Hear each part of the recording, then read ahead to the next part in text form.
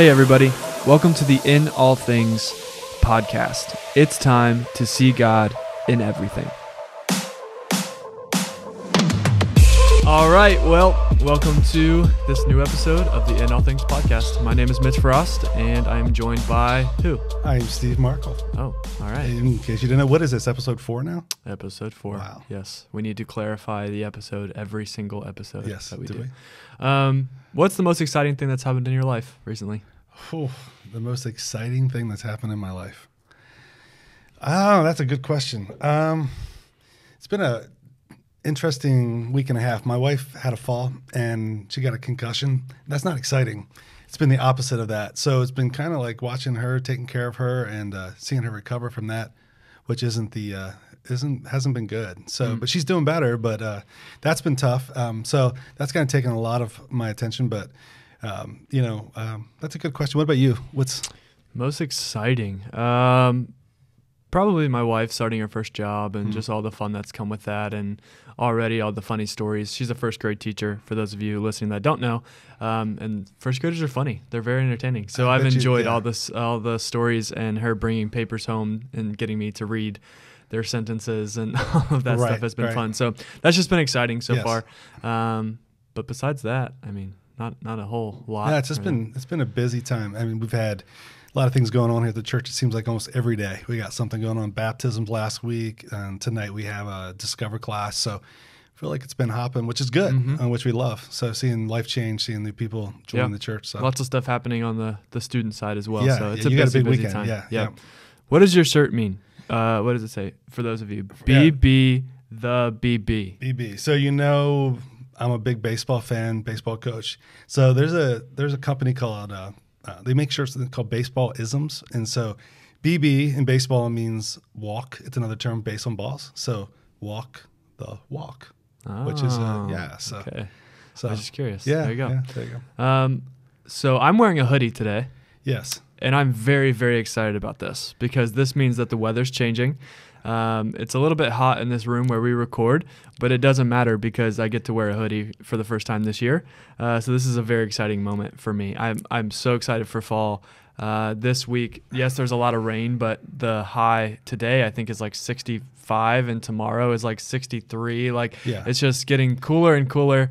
Which, man, I'm so excited. I enjoyed the other two gentlemen in the room also have sweatshirts on. I kind of had a feeling this room was going to be hot. So, but the truth is, it's funny to watch because the phenomenon of as soon as it hits 60s in the fall, everybody's putting sweatshirts on. Yep. In the spring, as soon as it hits 50s and 60s, everybody's going T-shirts and shorts. It's true. So we just can't wait for the next season. But it's funny because here in Ohio, we went to a Buckeye game on Saturday. Oh my gosh. And it was probably the hottest day that I can recall this summer. Yes. And I just sat there literally dripping in sweat. Yes. I'm not a big sweater. Like, I work out and I don't sweat that much. And I was just sitting there just drenched head to toe. Like, my hair, just everything. It was awful. I was also there, and that was miserable. I mean, it was not, they weren't playing well either.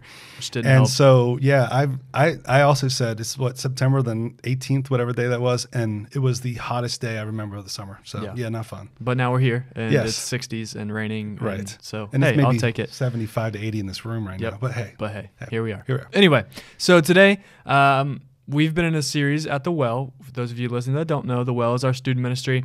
And we've been in a series for the last couple weeks called Influencers. And this Sunday night, actually, we are wrapping it up. So by the time this episode comes out, it'll be done. But it's raised a lot of interesting conversations about this topic of influence and just kind of how that plays a role in our lives. So I thought it would be fun. We kind of did a spin-off expansion on the Back to Life series that we're doing at Sycamore as a whole. Right. So I thought it'd be fun to do a little spin-off expansion on a series that we're doing at The Well. Sounds good. So we're just going to talk about influence today, where it comes from, who influences us personally, and then just kind of what we do with it and what we should do with it, all the basic things. But I think it's going to be a lot of fun. So what I want to do first is I'm going to test you. And I have 3 different categories of most influential people in these different categories, and I want to see how many you can get. And so they're not easy. Okay, it's gonna be tough, but I think it's gonna be fun. So we'll start with most influential people in history. Okay, and I got this from biographyonline.net. I remember using them a couple times in high school to write history papers, so I think they're credible. So we're going to use the list of the top 10 most influential people in history that they have, and I just want to see how many you can get of those 10, and then we'll kind of put them in order, and there we go. So who do you think's number one on this website's most influential person in history? I would guess Jesus Christ. You would be wrong. Of course. Yep. Of course. He does make the list, but not yet. He does make the list. Yes. So am I got to get him in order, or are you going to tell me what place he came in? I'll let you just kind of go through as many as you think are on this list, and I'll tell you yes or no, and then I'll put them in order for you. Man. So Jesus is on there. Okay, so that's he's one. on there. Okay. Who else do you think makes this list? I would of guess 10? there's in history. I would guess there's some U.S. presidents on there. Maybe none. Nope. Wow. I know. Maybe it's some tough. Philosophers like Aristotle. There is a Plato. philosopher, but not any of those. Oh, Socrates. Nope. Wow. Okay. This Change is gonna- directions. Who else? Who else do you think is on this list? So probably some world leaders Okay. like Alexander the Great. Nope. No. Wow. Yep. This is tough. This is This is probably the hardest one of the three, so I'll just give them to you. Okay, we'll just go in 'cause, yeah, order. this So is number it. one, we have Muhammad. He's the number one most influential person in the world, according to this list. Okay. Number two is Isaac Newton. Okay. Oh. Number three is Jesus. Okay. Number four is Buddha. Number five is Confucius. Okay. So that's kind of the philosopher Yeah. idea. I got you. Yep. Number six is Apostle Paul. Oh. So okay. he makes it. Number seven is, I'm going to butcher this completely, Tsai Loon. He's the inventor of paper. So he's on the list, okay? Number 8 is Johannes Gutenberg. He's the inventor of the printing press, right? Number 9 is Christopher Columbus, who discovered America.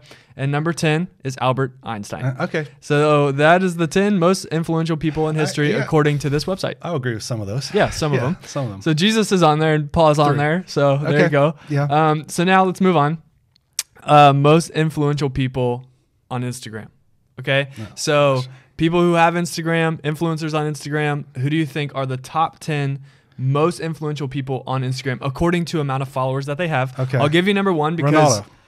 okay, that's right? number two. But that's a very, very awesome that you got that. Number one is, which is kind of cheap, is Instagram's account. Oh. Okay, so they have 419 million followers. Okay. They probably bought some of those followers just so they could be number one. But hey, that's number one. Number two is Cristiano Ronaldo. Okay. And I don't know, it's been a couple months now, but did you hear the whole story of him in the interview with Coke? No. Okay, so this just shows you a little bit of the amount of influence that this man has, Cristiano Ronaldo. He is number two most followed individual person with 336 million followers, okay?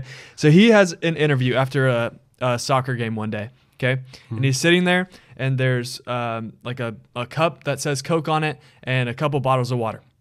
And he picks up the Coke, moves it off the frame, picks up a bottle of water, and says, drink water. Before his interview starts, that's all he says. He wasn't bashing Coke. He was just saying, drink water. Right. Coke's stock the next day plummeted.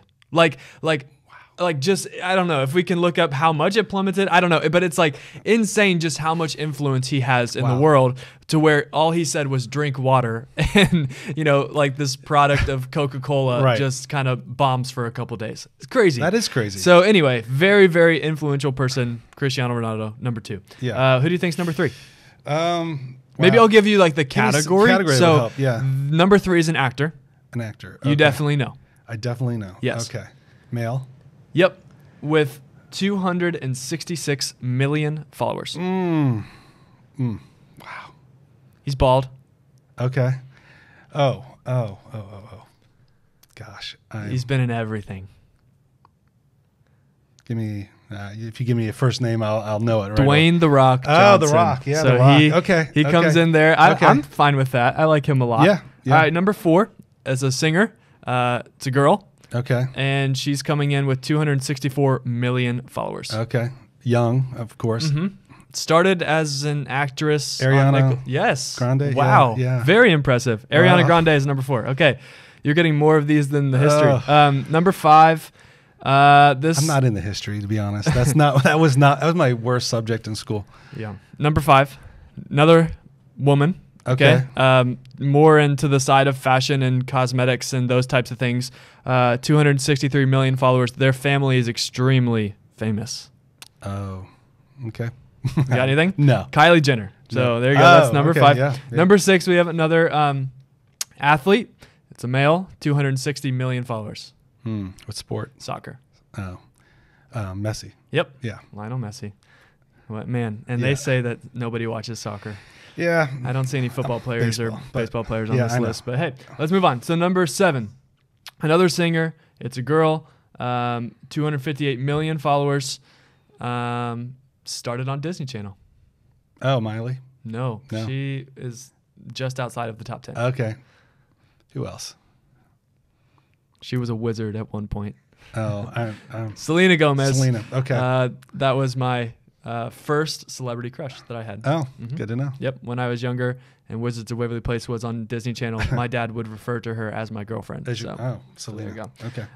Number 8, same family as the Kylie Jenner type thing, 250 million followers. It's a woman and just had a divorce with somebody that we talk about a lot. Somebody that we talk about. Oh, yeah, Kardashian. Yep, Kim Kardashian, number 8. Number 9, it's a singer. It's a woman, 204 million followers. What you got? I don't know. Katy Perry. Nope. Destiny's Child. Oh, okay. Beyonce. Beyonce, number 9. Okay. And then number 10, 193 million followers. This is a guy, yet again, gets talked about a lot in the world.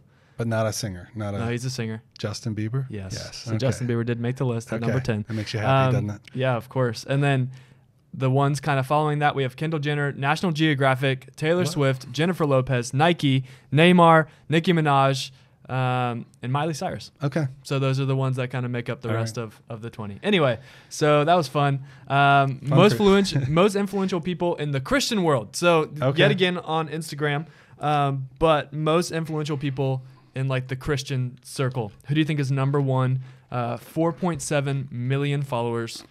That's the biggest that the list gave me. So who do you think that would be? Some well-known pastor, I guess. Yeah. But also, going back to the Ronaldo comment, Coca-Cola's market value dropped a whopping $4 billion after that statement by Ronaldo. So let's just put that in perspective. It shows you how much influence somebody can have. Yeah. Anyway, so Christian influencers. Who do you think's at number 1? Yeah, it's not going to be one that I'm going to think of probably. I don't know. I mean, I'm thinking the big ones come to my mind, like the Rick Warrens and the Andy Stanleys and the Craig Rochelle's, but they're probably not. Some of them might be on this list, but not at number 1. Yeah. He kind of gets bashed a lot for prosperity. Joel Osteen. Joel Osteen is number 1 on this list. 4.7 million followers. Number 2, 3.6 million followers. If you're listening, that is rain. That is pouring today. Yes. So number 2, 3.6 million followers. Another pastor, well known. That I didn't mention. Nope, but you know him for sure. Known recently for his statement, "I am God Almighty." So that's the latest thing that's got him in trouble, but there's plenty that you could look at. Okay. So he's a little controversial. Could be, yep, to say the least. Do I like him? I mean, yeah, he's referenced. He gets referenced in the world of church a lot. A lot of people look at him. Look at him. Who do you think it is? I am blanking. We use their music a lot. Oh, okay. So, blanking on his name. The Stephen Furtick. Oh gosh, yep, yes. That's Elevation, number 2. Elevation. Number 3, 2.5 million followers. Football player. Oh, okay. In the Christian world. Yep. Tim Tebow. Yeah. Yep. The man, the myth, the yes. legend. Yes. I've recently gotten really into him. I like him a lot. Yeah. He's a great speaker, and he does. He stands for a lot of cool stuff. He's done some cool Bible studies too that really are good. Yeah. So, yeah. Number 4, we have a rapper, 1.9 million followers, very, very influential in the Christian world. Lecrae. Yep, Lecrae. Okay. Number 5, one of my personal favorite speakers and pastors right now. He is out of Transformation Church, 1.6 million followers, blew up in the last couple years, kind of came out of nowhere. His book was like New York Times bestseller for like 16 weeks. Okay. Called Relationship Goals. And his new book came out yesterday. Yeah, I'm picturing him, and I can't think of his name. Mike Todd. Michael Okay. Todd. Okay. Depends on Okay. what you call him. But anyway, Right, so right. Mike Todd, he is number 5. Number 6, Franklin Graham. Oh, yeah. I don't Of know course. him as well. Yeah. But he's on this list with 1.2 You know who he is, million though, right? followers. Billy yes. Graham's son, right? Yep. Yeah. So he's on there. Number 7, she makes some very famous songs, including her most famous one recently is The Blessing. Yes. Kari Jobe. Kari Jobe, 1.4 million followers. Number 8, he's been around forever. You hear his voice, and it's like, wow, is this the early 2000s? But he's still making music with 1.1 million followers. Chris Tomlin. Chris Tomlin. Wow. Yep. Number 9, she is a speaker in Australia. She's based out of Australia, but she travels all the time. Caine. Christine Caine. Yes, I like her a lot too. Mhm. Number 10, you referenced him earlier. He has a really, really big church. I know that you're a big They are fan all of three him. of those are that I mentioned earlier. 998K. So it's either Craig Groeschel or Andy Stanley. Nope. Or Rick Warren. Rick Warren. Yeah. Yep. He's about retiring now, so yeah. Number 11, another one of my personal favorites, 941K. He actually had a lot more at one point, and then when everything happened with George Floyd, he lost a lot of followers. But we can get into that at a different episode. Yes. But who would this be? He has 2 books. He's also one of the big reasons in Kanye converting to Christianity. His first book is called Sandcastle Kings. His second book is called Friend of Sinners. Okay.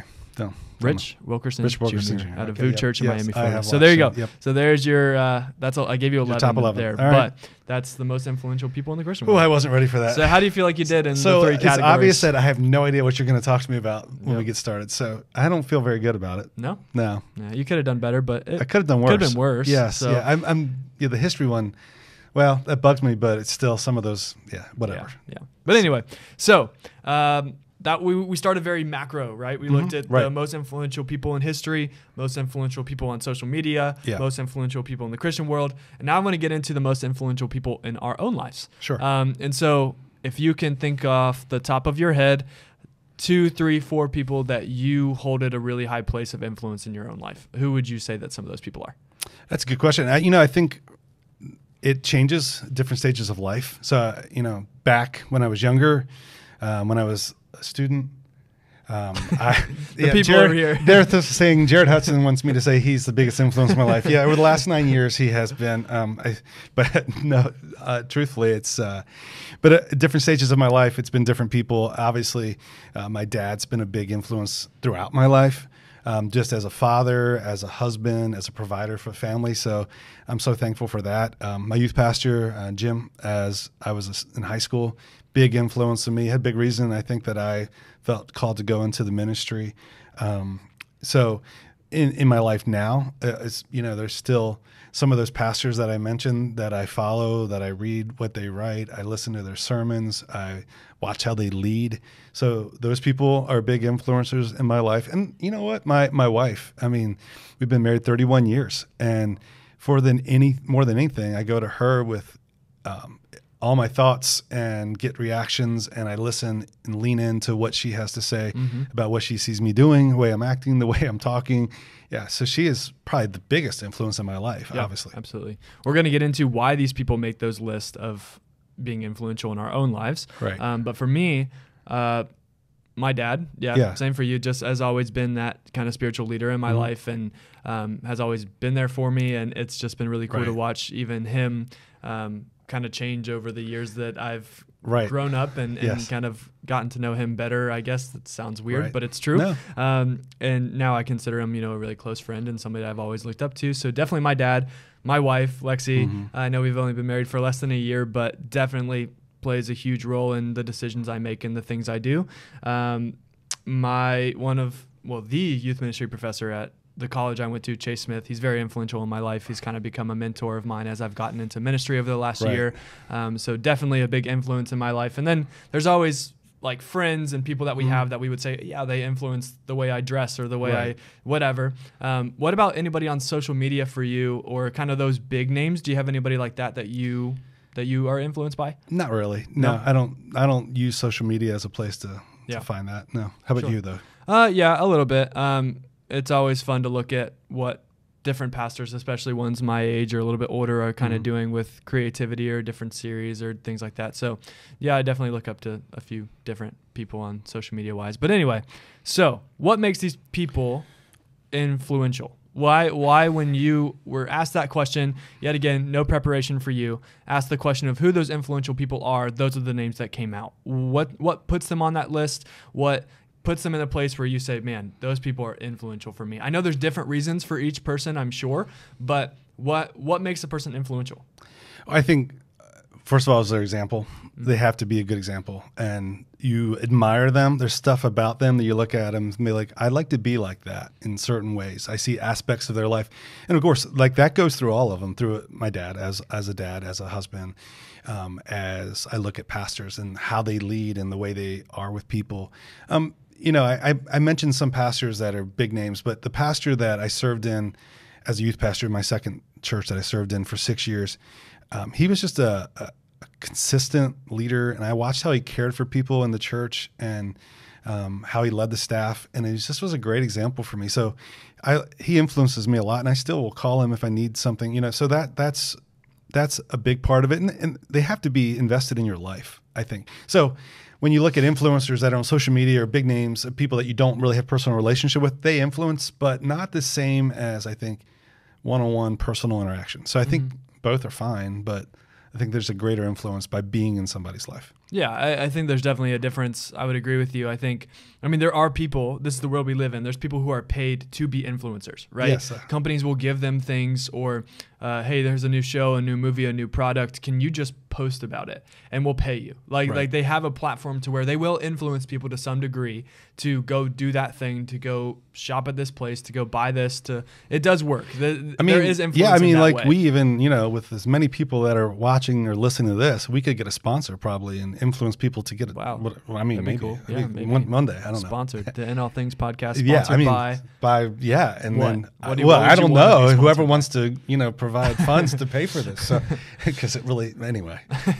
So, But yeah, I mean, there's definitely different types of influence, but I would agree that the people that we're close to, that have that personal relationship with us, they're going to influence us more. Like that's just Absolutely. And words from people that are influential in our lives, they matter way more than words from people that maybe we don't know as well, or opinions of people who maybe are just on social media. The people that we're close to, that know us well, that care about us, they influence us so much more with Absolutely. their words and the things they say. And so early on in the series that we did at the Well, we kind of established this point, which is kind of elementary. It's really simple, but it's kind of cool to come to the realization that influence is everywhere all the time.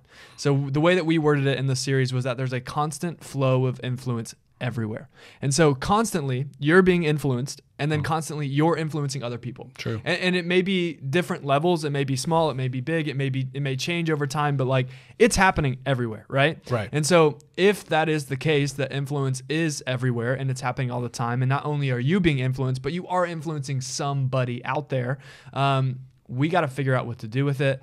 We kind of have to get a hold on our influence and make sure that we're influencing people in the way that we should, right? It's huge. Agree? I mean, especially with the platform that we have. I mean, everybody has different platforms. Like you said, everybody's influencing somebody, but some are influencing more than others. And when you have a platform like being a pastor, I mean, there is a lot more responsibility that comes with that. So yeah, we got to think about it all the time. And even as the circles get bigger and you have those pastors that we mentioned that have millions and millions of followers, people are watching all the time. And they hold this power of influence that if it's not handled correctly, it can be really dangerous. And it can harm the name of Jesus and the gospel message more than it can benefit anything. You know, I hate to reference it and bring it back up, and maybe we should watch the clip or show the clip, or you should look it up. But Stephen Furtick, in the middle of his message a couple weeks ago, is getting really fired up about how God lives in you and you're made in God's image and the power's always been in you. He likes to get on those rants. I understand that. Yes. But as he's yelling the way that he yells, and don't get me wrong, I think he's a very impressive communicator strictly based on his communication style. I think it's very impressive. No doubt. But he gets to a point in his message where he screams, "I am God Almighty." And everybody is, yeah. And it's just kind of blown up and turned to this place of like, okay, you kind of crossed the line, right? And with influence that big, is that damaging more than it's helping the kingdom of God? I don't know. And so what I want to do, Did he go back and clarify? Or? not that I've seen anywhere. Okay. So I don't know. So like he meant to do that, or yeah. It seemed like very rehearsed. Yeah, like right, that was okay. going to be his big clincher line, Yeah, you know? right. Which is not. No, That's not it. That's not good. So anyway, but what I want to do is I want to work through, I've come up with 3 C's of influence. And so I want to ask you about each one and just kind of expand on what each one could mean with the different levels of influence, the influence that we have, the people that influence us, all of it. The first one I have is that influence is constant. We kind of talked about this already, but it's everywhere, right? And it's happening all the time. And so how do we live in a world where influence is happening all the time? Is this a new thing? Is this something that's been around forever? Is this a concept that because of social media now influence is everywhere? How do you think this constant influence has kind of developed? I absolutely think it has developed more so in the last 20 years because of the internet, because of then all the social media aspects and everybody having a phone in their pocket. I don't think that it was the same when I was growing up, when I was a kid, in terms of constant influence. I mean, there just wasn't a flow of media in my life. You know, I can think, well, yeah, I'd get home from school and what did I do? I mean, turn on TV, yeah, maybe watch the Brady Bunch or whatever was on, but it wasn't like there's influence in everything that you allow in. But now I think we are flooded with it, not just students that you are talking to, but as adults. And I think sometimes we aren't careful and we have that flow constantly and we don't realize how much we're influenced by everything that we put in our head, everything we look at with our eyes. And so, yeah, I think that's a constant thing. I think that word, that C is, we can't argue that. Mm-hmm. It's true. Yeah. Yeah. Definitely. I mean, that's kind of a very good starting point. Yeah, I think it has developed. It's become more constant, but I think it always has been there. Right. I think, we've looked at it in the series at the well, but there's been multiple times in Proverbs, and even Paul has kind of talked about the influence that people have on you and walk with the wise and become wise, right? Like all those ideas are very ingrained in Scripture. So there has always been this principle that the people you surround yourself with, the people that you spend time with, the people that you allow to influence your heart, they're going to change you. You're going to kind of mimic the people that you look up to, right? It's always been I there. think so. And I think we initiated this conversation by talking about it from a positive standpoint, but there's a huge negative side. And I'm sure that's you hit on a lot with the students too, that, the verse in Corinthians that says a bad company corrupts good character. Mm-hmm. I'm sure that's one that you've used because who you hang around, man, you don't make a friend and think, okay, I want you in my life because I want you to influence me. Right. It just happens. Like organically, we just become influencers of each other. Right. I mean, we've known each other for several years now, and there are things that I probably think and do differently because of you influencing me and vice versa, right? Yeah, and same with the staff, and right. we're all a the small people, staff here, right, and you right. work with, the 5-6 people here. You're influenced by what they're going to think, what they're going to say, how they're going to react. Yes. It's just natural, yes. right? Yeah. And so that, I think that's always been there. There's right. always been this some degree that influence is everywhere, right? Right. The next C that I have is contagious. Do you think that influence is contagious?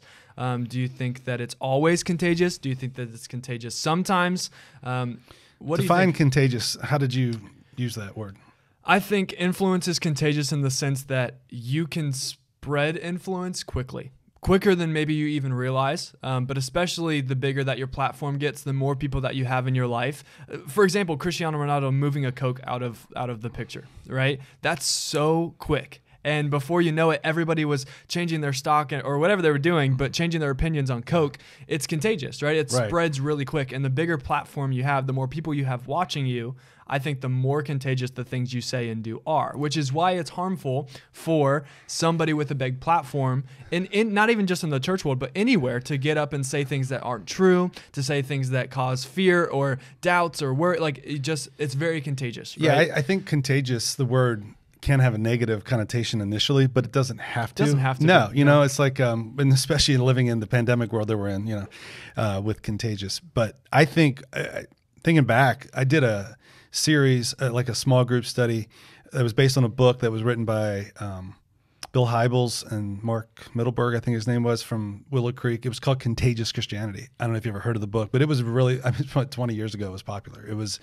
talking about, though, that we should be contagious with our faith. And I think as believers, we should be doing all that we can to spread it, right? Spread good influence. And so, and one of the cool things I remember about that book is it talked about there are 6 different styles of being contagious, because we're all different. And so being an influencer doesn't mean that you have to be on a stage or have to be behind a microphone like we are right now. There's just lifestyle can, be in the way you live can be an influence in the way you treat people. Some people are more outward with their words. Some people are not. So there's just, there's different ways and different ways to treat people and love people. And Jesus demonstrated a lot of them for us. But anyway. Yeah, I mean, I think contagious can be good or bad. Like you said, I think you can spread your positive influence just as fast as somebody can spread a negative influence. I think but it is contagious, right? It kind of sticks to you and sticks to the people around you. Last week, I know we like him a lot, but Erwin McManus, who's a pastor in California at Mosaic Church, he released his 10th book, which is pretty impressive, called The Genius of Jesus, right? We've talked about it a little bit. I started reading it last week, and it's really interesting the way that he frames this kind of deep dive into the genius of Jesus, because his kind of point is, if you look up lists, or like we kind of did, the geniuses of history, if you were to look that up, Jesus isn't on any of the lists. The Apostle Paul makes it, some other people make it, but Jesus is not there. Okay. And he kind of has this interesting point in the first couple of chapters where he talks about how if you were to spend every day for a couple weeks with LeBron James, okay, would you be able to dunk a basketball at the end of spending time with LeBron James? Obviously not. Probably not. You maybe have picked up some of his worth ethic. You're kind of like, okay, maybe I should change my schedule this way, do this. But you're not going to be any more like LeBron James necessarily. But after spending time with the person of Jesus, his genius, his brilliance is contagious. Right? Like when you get to know Jesus and you walk with him, it spreads to you and you want to be more like him. So really, his genius, his influence is contagious, and it spreads quicker than maybe some other people in the world. And he used the example of Mozart. Like, if you spend time with him, you're not going to learn how to play a piano or write music the way that he does just from being with him. But the people who walked with Jesus closely and were influenced by him, they started to structure their lives like him because his influence was so contagious. Well, you look at the disciples after. Exactly. Yeah, after so he left, it's just really, really cool. That is really cool to think about. Yeah. Especially if we're talking about influence in the world of Jesus, like that influence is really contagious. If you allow his heart and the things how he saw the world, and you kind of spend the time walking with him, trying to be like him every single day, it spreads to you. It does. And and it spreads to you, and then you're just getting started. Your second year of full-time ministry. But when I look now back, and I it's crazy because I'm 51, but I see students that I had in my youth ministry that are in their early 40s, and the way they're living for God and their families raising them. I'm like, thinking that I had an influence on them. That's like incredible. That is fulfilling. I mean, so using your influence for good. It's such a high responsibility. But something you were just saying, as you're speaking with students, it's a thing that most parents that are concerned for their kids care who they hang out with, because you become like them and they influence their kids so much. So you really are, as a parent, you should be really careful and really kind of nosy about knowing your kids' friends, because there's so much that goes with that. Yeah, I think you hit on a really great point about influence there, where you never know the small things that you're doing, how God is going to use them in the long term, right? When I'm at my job, or I'm out in public and I hold the door for somebody, or I smile at somebody, or I ask somebody how they are, you never know what God is going to do with a small moment like that. No. But when you choose to use those tiny moments of influence to be like Jesus, you never know what's going to happen. No. Beginning of this year in May, we did a student retreat called Strongholds that we put on here at the church, and we had this speaker named Cody Woodley from Nashville, Tennessee, who flew in and spoke for us. And on Saturday morning, he delivered this message called "Just Keep Building," and he tied in the well and how Jacob built the well, and he never knew that Jesus was going to meet the woman there, and just crazy connections. And he told this story about how he used to work at Chuck E. Cheese, and he was running from his calling of being in ministry, and he just wanted no part of it. And this guy, he was working, and he would do the tickets, like give people, like, oh, count your tickets, you get this prize, whatever. And this guy was walking around Chuck E. Cheese just staring at him, like being super awkward. And he was like, okay, this is weird. And the guy finally gets up to the counter and says, this makes no sense, and I'm super embarrassed to even be right here, but God wants me to tell you that you're supposed to plant a church. And like Cody kind of said, okay, like whatever, kind of laughed at him. And this guy probably walked away feeling super awkward, right? And the crazy story is that Cody and his wife Emily now planted a church about a block or two away from where that Chuck E. Cheese was. And they moved away at one point. They came back. Like, just, you never know the influence that you can have in somebody's life. And I think that's the really cool part of this conversation. If your goal and everything you do is just to be faithful to what God wants you to do, and in the small things, in the big things, you never know what you're planting. You never know the influence that you have that's going to come full circle, and God's going to use in some way that you never expected. It's just really cool. No, it is. I experienced that even just this past Sunday. There was a family that came to our church Sunday this past week for the first time. And the reason they came, they had been in another church before, but they just felt like God was telling them to go to another church. And I coached their son 4 years ago in baseball. And when I coach, I always let people know who I am and invite them to church. Nothing happened from it. 4 years later, they're here, love it, and just want to get plugged in. It's just like, you never know. Just a simple thing. That's small, but it's not small in their life. And it's not small when I see God doing those type of things. Sometimes we just don't think about the impact, because sometimes influence isn't immediate.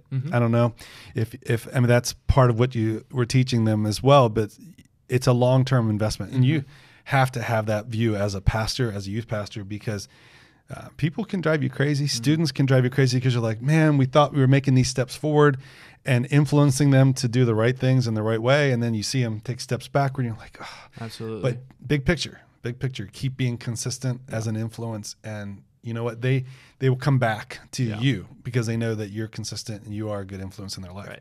It just, it creates this idea that, it's worth it. The awkward conversations, the moments of boldness, it's worth it, right? And being Jesus in the middle of wherever you are in public or whoever you meet, it's worth it, because you never know what you're planting, what you're building. And even if you never see the results of it, right? Even if it's not some crazy full circle moment, it's still worth it, because you are being Jesus to other people and influencing others for him just by the way you love, the way you talk, the way you smile, whatever it is. And the way you post on social media, because we talk about that here all the time.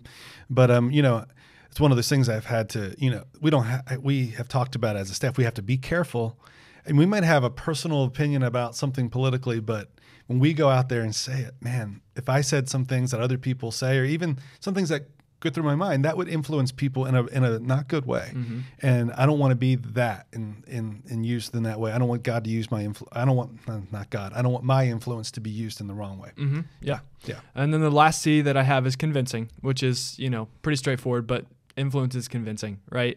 Especially if it's, really positive or negative. But if you are influencing people in either direction, it's very convincing. And because it's contagious, because it's constant, because it's happening all the time, it's really easy to be convinced in one way or the other. And we see people kind of abuse this constant flow of influence, in a negative way, to where they can convince people to things that aren't true, or things that maybe are partially true, but it's convincing, right? And especially influence like Jesus is, it's convincing in a good way. But it is. But I mean, influence, good or bad, is convincing. Yeah, I agree with that. That's a good way to put it. It's kind of I guess for you and your series, kind of put a wrap on it with that. And I think it's good for all of us to probably take a step back sometimes and evaluate, right? Who am I letting influence my life? Yeah. Because if it's convincing, man, I may be being influenced and going a direction that is going to lead me to a place I don't want to be one day. So if you have people in your life that are a little bit older than you, that are and you should have some that are influencing you, you want to look at where they are and like, okay, is that where I want to end up? Because if they're influencing me, likely if I let them have a big voice in my life, then I'm going to potentially turn out like they are. So this is one of those things that I think we overcomplicate, but it really is relatively simple, to the point of who you spend time with, who you try to be like, you are going to become. Now, I told this to the students, and I think it's something that, everybody needs to hear. We are not saying if somebody is not a Christian or somebody in your life does not believe, cut them out of the picture. Never talk to them again. Don't love them. Block them on social media. Like, we're not saying that, right? Well, you can't influence people that you choose not to associate with. Exactly. Right? And that's kind of how we're ending the series this week. We're talking about being salt and light, right? And he kind of says, right, you're not going to be salt in a place that already has salt. You're not going to be a light in a place that already has light. What's the point, right? You need to take those things into the tasteless and the lightless world. That's why we're called salt and light. But you can't do that unless you're surrounded by people who are going to influence you to stay on the path of God, right? So here, we'll kind of wrap it up here. How do you see God in influence, right? If we're talking about a God of all things, especially the influence that maybe is bad, or the big people in the world that have a platform of big influence that are using it in a negative way, how can God be seen in that? How can God be seen in the influence that you and I have? How can God be seen in the influence of somebody who's listening that feels like nobody ever hears them, they have no voice, nobody cares about them? How can God be seen in all these different levels of influence? That's a lot. You know, you've referenced, and we both have referenced several scriptures this morning. I don't think we've mentioned Proverbs 27:17, where it says iron sharpens iron.